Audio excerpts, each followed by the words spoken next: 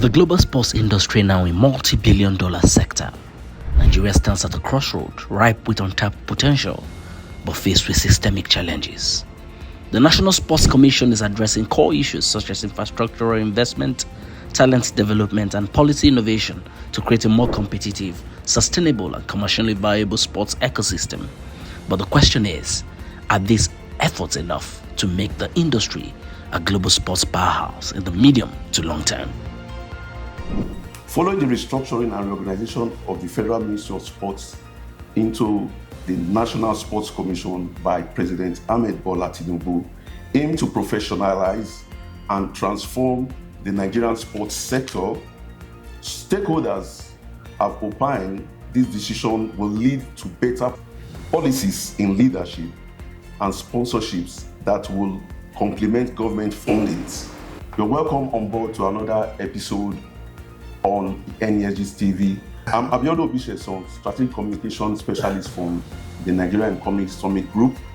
And today I'm so excited to welcome on board the Chairman, National Sports Commission, Alhaji Shehu Dikko. Thank you for joining us today, sir. Thank you very much. Thank you so much, sir. Yeah. Alhaji Shehu Dikko is Nigerian Sports Administrator and is the chairman of National Sports Commission, appointed by Bola Ahmed Tinubu in October 2024. He held the chairmanship of the League Management Committee responsible for the management of the Nigerian Professional League. He was previously a consultant for the Nigerian House of Representatives on Sports Committee. Currently, a long-standing member of the CAF Inter-Clubs Competition and Club Licensing Management Committee, and also a member of the FIFA Stakeholders Committee. He is involved in sports for over 25 years. Quite a long time, sir. Welcome. And Thank you. like I said in the opening salvo, how has it been so far? What has the achievement been in the last 1 year or so? Well, it's quite exciting, you know. It is a responsibility that we wanted to do, that we are privileged to be given the opportunity to do. We have been around for decades, both myself and my Director General, Honorable Bukola Olapade. You know, we've been around the system for so long, contributing immensely to so many facets of it. So it's something that we already know what is at stake. We know what we have to do, and so our gratitude to Mr. President for giving us the platform to now deliver and transform the things. And I think if we stay here to discuss what has been achieved over the last couple of months, we will not live here for the whole day. Okay. But because so much have changed, everybody in the country is feeling the vibes, is feeling the new direction, is feeling the new thinking, the new ways of doing things. And of course, so there are reforms going on, institutional reforms going on, trying to take the road less traveled to get things done properly. And also we have not let go of the actual sporting activities. If you check the records of the performances of all our teams across all sports in a couple of months, in the international competitions, it has been marvelous. You check also the domestic competitions that has been being organized by the different federations. There has been a hive of activities all across the country. So we are taking everything pari passu, and thank God we are quite going in the right direction. And I think the very reforms is very easy to destroy. It was very difficult to build. In a couple of months, yes, when these things are all coming to fruition and to sustainability, everybody will be happy with the final outcome. Thank you. And another question that comes to mind is, what are some of the programs and policies that your tenor or your organization is looking to improve the international, our standing on the international stage, and especially to strengthen grassroots talent development? Well, we are taking it in many combinations. First and foremost, by the time we came in, we said we have to change the way we do things. So we said we have to now reset our thinking and stop being more focused on just participating in international competitions. Let's be more focused on doing the domestic competitions. We see the international competitions as basically consumption. because you take your scarce dollars and go abroad and spend them and come back. We see the more domestic competitions as a production because you get the popular and get the things going to do that. And that's the foundation to get the athletes that will take you to the next level to show you perform very further. So we have already done that, and many people now are aligning to that thinking. So we're working on that. And then we also have to work to see what kind of sustainability we can put on the grassroots sports, which we have come up with a program, grassroots sports, hinged on school sports. So we are collaborating very closely with the Federal Ministry of Education and ourselves to see we get grassroots sports back on track. That's so that we can have a flow of the talents that will now go to the elite level to do that. Mr. President is supporting that a lot because he has even appointed a senior special assistant basically on grassroots sports to complement, support, and work with us and what we are doing. So all that is being sorted out. And then to come to the elite level where we can get our performances right in the international competitions. First and foremost, what we did a couple of months back, we inaugurated and impaneled what we call the Elite Athletes Development and Podium Board. It's a board that's supposed to be like a parastatal under us, being driven by experts. The current CEO now is our revered former captain of Team Nigeria, Yusuf Ali. Everybody knows who Yusuf Ali is in Nigeria. He's driving that. So that board we have given them the mandate to now harness and see how we can support our elite athletes towards greater performance in the international competitions. You don't perform international competitions overnight. It's when you train, when you prepare for it, then the competition comes, you can deliver. So they are there to fish who are the talents that we have now and what support we need to give them to prepare them for the podium finish. And in that aspect, we're also working with the private sector. We are raising and we're still raising a lot of funding to support those athletes. So we have 3 categories of the elite athletes: the category A, category B, and category C. Category A are the ones that are already at the top level.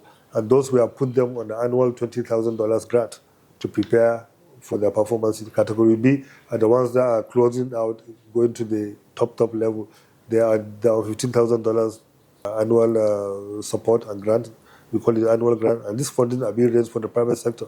It's not really government money. We're using it to do that. Category C are the ones that are upcoming. They have a couple of years to reach the level, and they are being paid like about $10,000 to do that. So we are raising this funding, private sector. We are already paying some athletes on this funding to prepare them for the next Olympics, for the next Commonwealth, for all the competitions to do that. And we have been supporting all the federations that have credible domestic programs to participate in the national programs to ensure they deliver. So all these are all going pari passu to ensure that our performances are already sustainable and brilliant.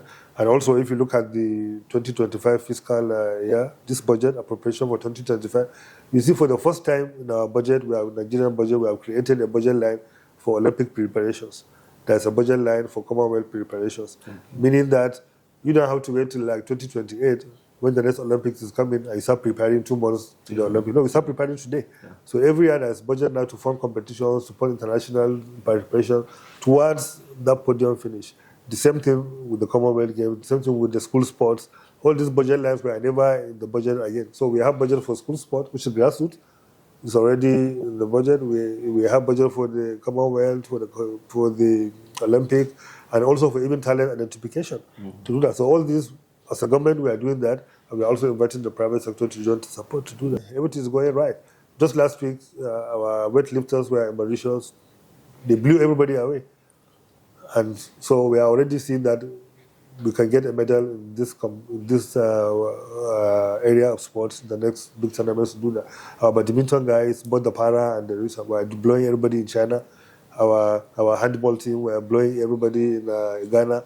So everybody is going. Even yesterday, also the football team have under 20 won their first match in the qualifier to the African AFCON under 20 AFCON. So everything is going to play, and our job here, we see our job as more as regulators to provide the enablers to get the things to be delivered the right way.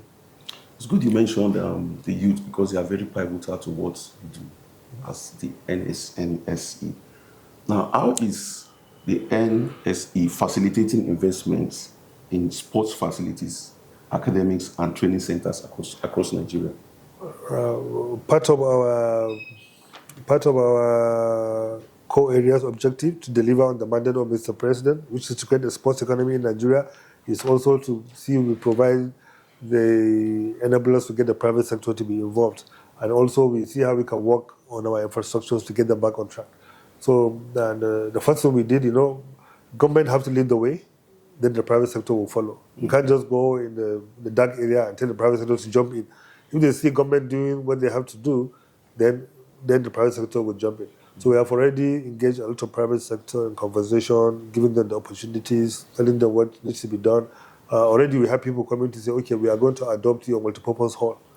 We'll be maintaining it, we'll be making it work so that anytime you want to do it. Already, even the customs, for example, they just hosted the Africa Club Volleyball Championship here, and they invested a lot of money in getting the multipurpose hall to work, for example, to do that. So we are all working on that.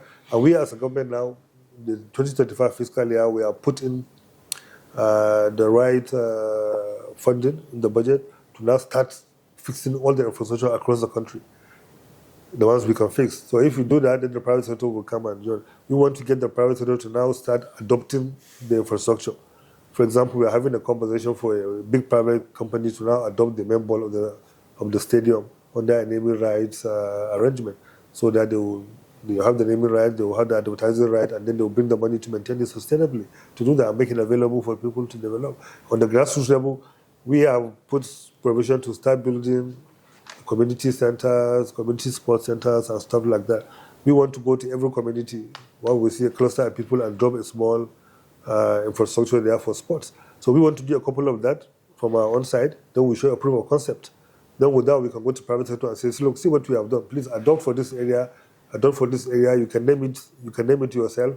This is your catchment area of business. Please donate this. Adopt it. Adopt. Before you know it, we will have a spread of infrastructure all across the country, and everybody will be happy. Will be happy with that. So that program is carefully being worked on, and also fundamentally, we have a program we are working to bring back the elite infrastructure, so that we can be able to host the right competitions across the world. And part of the vision of that is that Nigeria should be bidding to host every international competitions available. Because only when you host those competitions that will make you to invest in your infrastructure and get it to work and maintain it.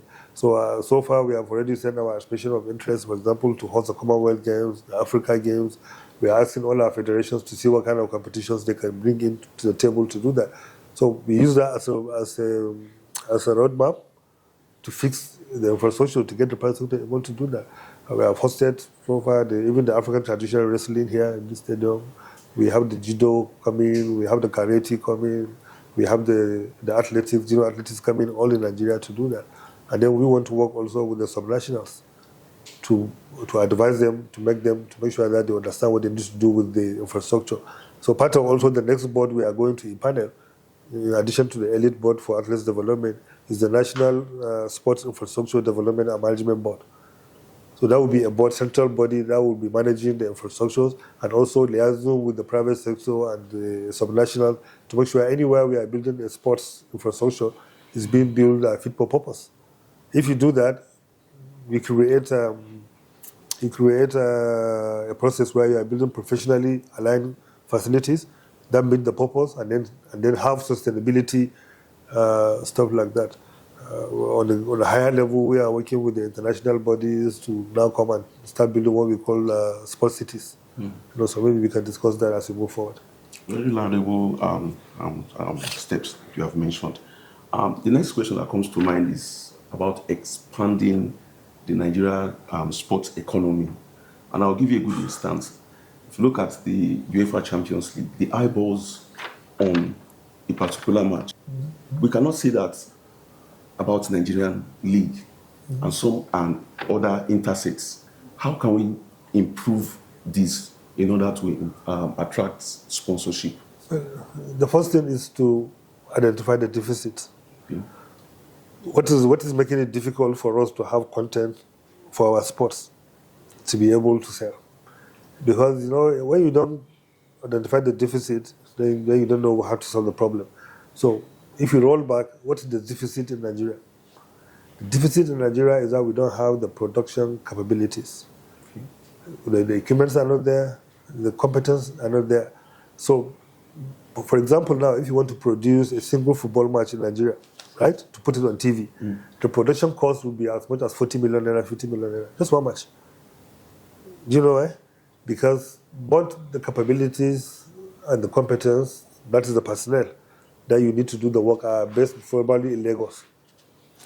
And the equipment also, like the OB vans and so the ones that are working in Nigeria are based in Lagos. So if I want to do a match now in Abuja, for example, I have to truck the OV van from Lagos to Abuja, all the diesel costs with the security cover and everything. And I have to fly in about 30 people or more.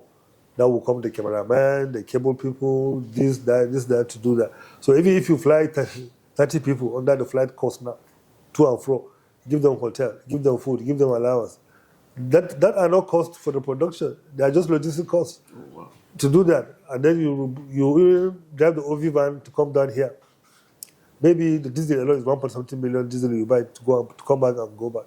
So that has been the problem of Nigeria, right? Because we don't have this capability. Because if you have the content, you can put it on TV. Nigeria is one of the high markets in the world. Do you know how much we pay to watch the UEFA Champions League you just mentioned in Nigeria? It's about 27 million euros. Wow. Nigerian companies pay us right to show us that Champions League. The Premier League, maybe it's about over $55 million. That Nigerian broadcasters pay to show us the Premier League we watched. Okay, you go to La Liga, you go to Bundesliga, you go to all those Olympics, everybody. Nigeria is one of the big markets in the world, whereby even the broadcasters globally, they don't sell Nigeria as a bundle. They sell, as a combined bundle with other jurisdictions. They sell Nigeria as a single bundle. Because the market is there. Yeah. But our domestic sports are not, we don't have the content to put on the TV. So you cannot blame the broadcasters of not showing the domestic sports or when the content is not there. Super Sport, for example, or NTA, or StarTimes that show all these games, they don't go and produce the matches. There are independent professional companies that produce the games and just put it on the plate. Distribute all around the world and make money. Luckily, when I was running the league, I tried to bridge this gap. I don't have the institutional support needed to do that. Now I'm here, so I'm driving the purpose. So just last month, to cut the short, now we are in Paris. Myself, DG NTA, DG NBC, FRC, and Co. Because we have already like about 6 OV vans in Nigeria that has been bought when we hosted the FIFA tournament. Those are supposed to be the legacies of hosting the tournament. They are meant for sports. But they are all packed up somewhere. Only maybe one is working properly to do that. So we went to meet the manufacturers who supply those vans to Nigeria. I said, look, we can come and work with us. Let's see how we can fix these 6 OV vans. If we fix them, the next step is come and help us also to train the hands we need.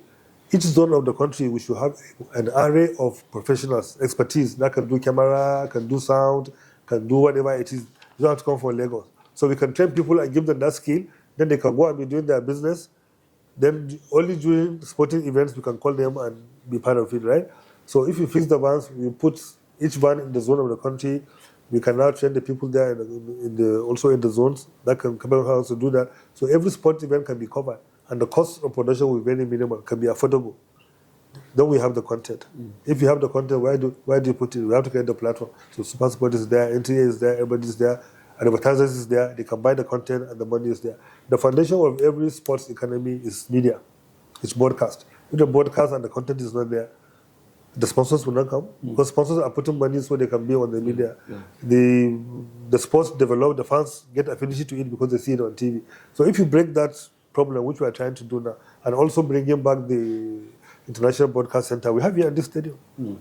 It's here, bring it back. So all the content will be there. So every sport will be covered. And for every part of the country, we have technical hands who we have trained. They're not working for us. We have given them free training to go and set up their own small businesses. So we are even bring employment. It's only when we need them for event, we book them, pay them for that few hours, come and work and go and continue their own camera somewhere or somewhere to do that. And then when we are also building our own infrastructures, we have to build them with the TV inside.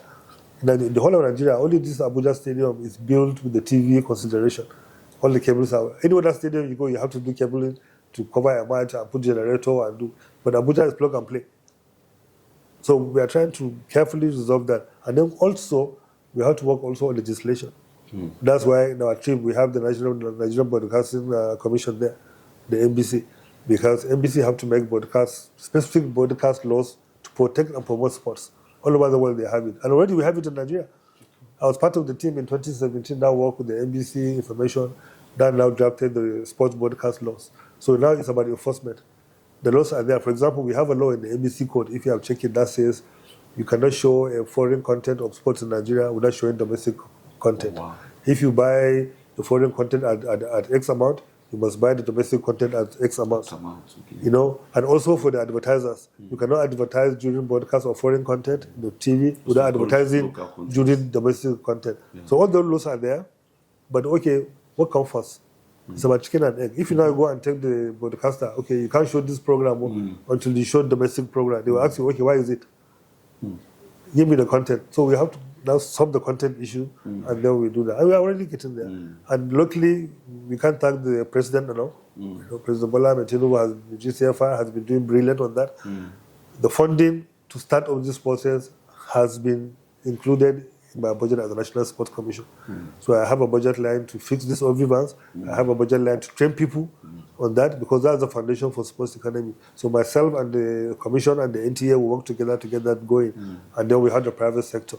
For example, we have the NNPC are willing to do their social responsibility to help in advancing this. We have brought the IMG. You know, I hope you know IMG. IMG are the global media production sports production firm. They are the ones producing the Premier League, and could have been here in this office.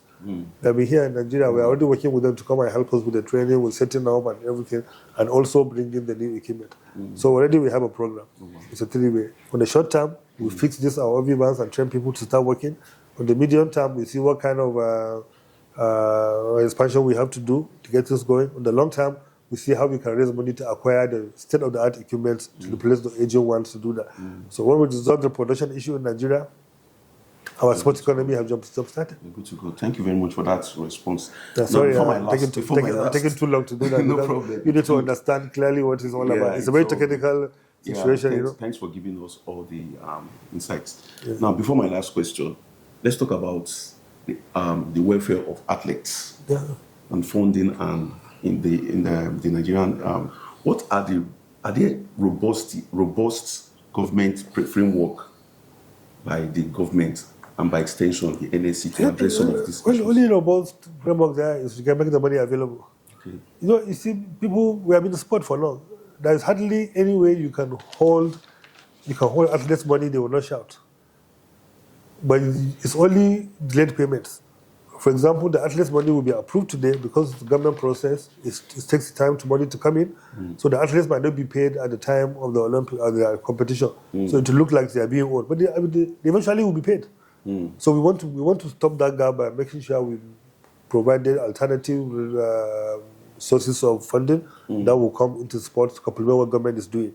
The president has made it very clear he's willing to incentivize all the private sector that will come and support, so they will get the benefit of what they are doing. Fine. And also, the long-term solution we are working on is to create what we call the National Sports Development Fund. Okay. That fund will solve all the problems. Once the sports funding is resolved, the entire sports issue is 80% funding. Once you have funding, any other thing can fall in place. Because when you have funding, you can pay the athletes, you can build the infrastructure, you can maintain it, you can do everything. The next is to look for the talents. But if you don't have the funding, everything will just be on paper. So we want to use the National Sports Development Fund, which has been something that has been in the works for decades. Nobody have done it. President Bola Ahmed Tinubu is willing to get that done. And we have already identified sources of funding that will go to that fund, which will not be like additional taxes to people also. No, it's funding from other sources. And that fund will be very, very big at the end of the day. That will have enough funding to fund all the sorts of work we want to do, pay the athletes much more than what we are paying them now, and pay them in time, develop their infrastructure, do everything. And probably we might even have enough money to even send money back to the government to say you can use this to fund other school activities and so. So that fund is very critical. And already it's receiving the legislative attention. I'm sure that the fund has gone to second reading the National Assembly to do that. So that fund is critical to entire things that we are trying to do. Okay. And that will give us, and then also to put the right incentives. Okay. We need to put the incentives where the corporate sector needs to know that if I invest in sport, what comes to me? You get the point? Yes, sir. And that's what the government, that's what the private sector are not just Father Christmas. They want to see that if I put money here, what am I getting? Yeah. So if you do that, then everything will come into play and we can solve it. But already on our own part now, we are doing everything possible to ensure that whatever is agreed with the athletes is paid. The last match against Rwanda, for example, whatever was agreed with the Super Eagles players, as the match is finished, before they even take a shower, their money was on the table. Before they play Zimbabwe, their money was even in their accounts. That is the vision of this commission. And we are trying to see that we even grade our athletes. Those that are on the grade A must travel business class, must get the best hotel. So those that are grade B will go. So everybody will try to say, I want to be grade A, so I can get the perks that comes with it. So that's comes to be a motivation and also incentives to get better performance from our athletes to do that. So we are all working in that perspective to make sure those things are solved. But at the end of the day, we might have all this plan. If there are gaps in the release of funding, which government process like that is a problem. So everything has to, private sector has to come and complement.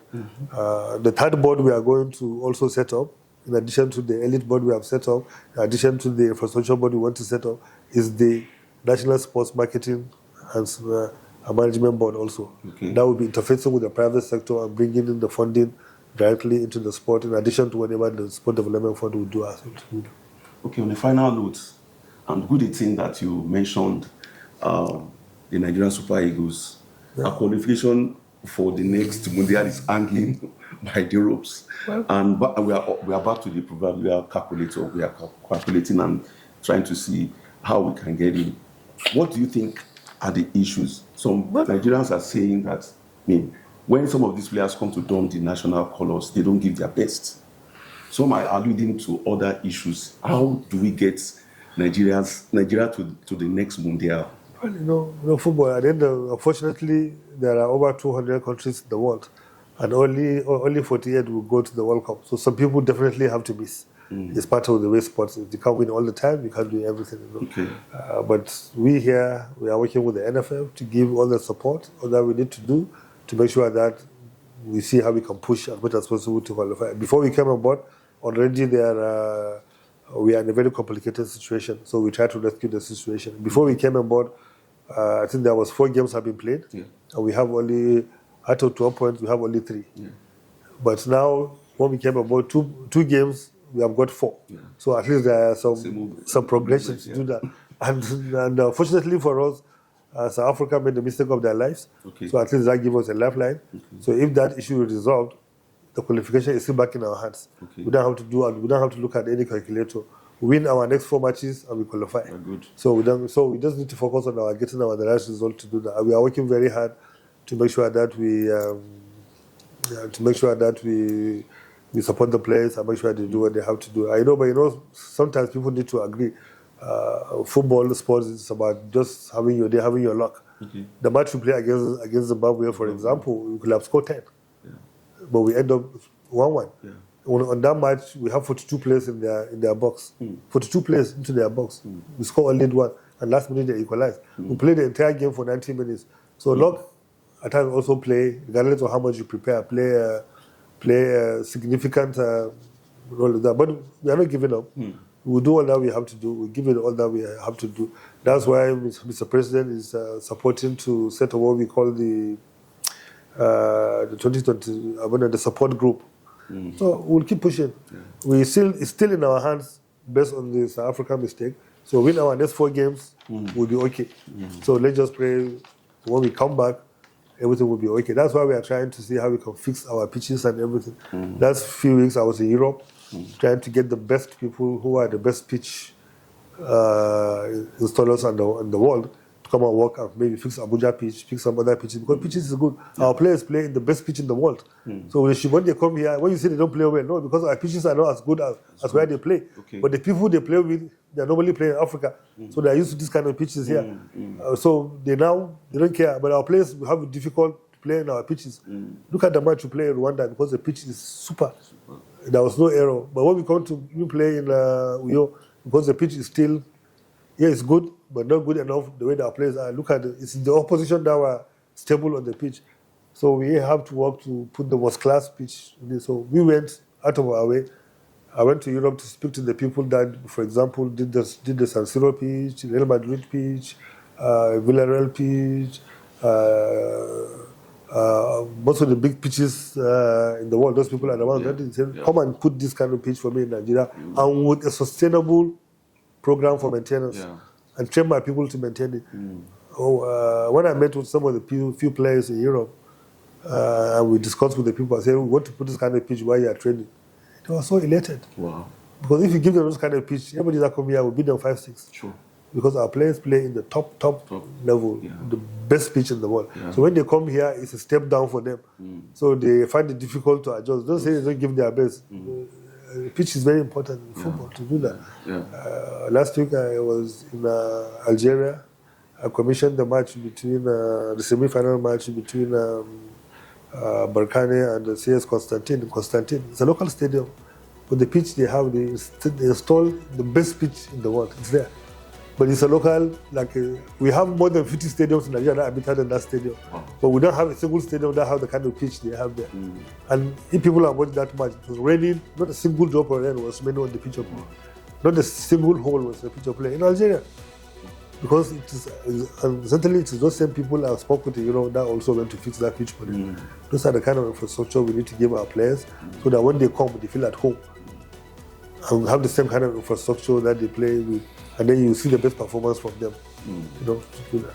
Thank you so much, sir, for obliging us with this interview. Thank you very much. Viewers, we are coming to the end of another blockbusting interview on NESG TV. Thank you, and we'll see you next time.